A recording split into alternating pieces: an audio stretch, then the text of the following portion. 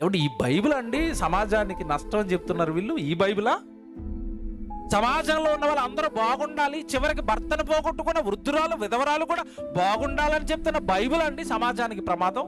పిల్లలకి చెప్పాడు, తల్లిదండ్రులకు చెప్పాడు, భార్యకి చెప్పాడు, భర్తకి చెప్పాడు, ఓ పక్క కుటుంబాలు కట్టాడు, ఓ పక్క సమాజపు జీవితం, సమాజంలో ఉన్న వాళ్ళందరూ ఎలా ఉండాలో చెప్పాడు. ఒకరి మధ్యలో ఒకరు గొడవలు రాకుండా, ఒకరి సొత్తుల విషయంలో, ఒకరి ధనం విషయంలో ఒకరు ఎంత జాగ్రత్త తీసుకోవాలో చెప్పాడు. సమాజాన్ని ఇంత హితం కోరుతుంటే, ఇన్ని కోణాల్లో సమాజాన్ని బాగు చేయడానికి బైబిల్ ట్రై చేస్తుంటే, బైబిల్లో ఉన్న మాటలు ఇన్ని కుటుంబాలు నిలబెడుతుంటే, సమాజాన్ని ఇంత సంస్కరిస్తుంటే, బైబిల్ చెడ్డదంటవా?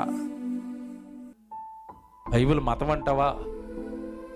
అలిసిపోతావు. చెప్తే అందులో ఉన్న సంగతులన్నీ నీకు గుండుపోటు వచ్చేది, గుండుపోటు వస్తుంది. ఎవరో చెప్పిన 4 మాటలు విని బైబిల్ తప్పు అని తిరుగుతున్నావేమో.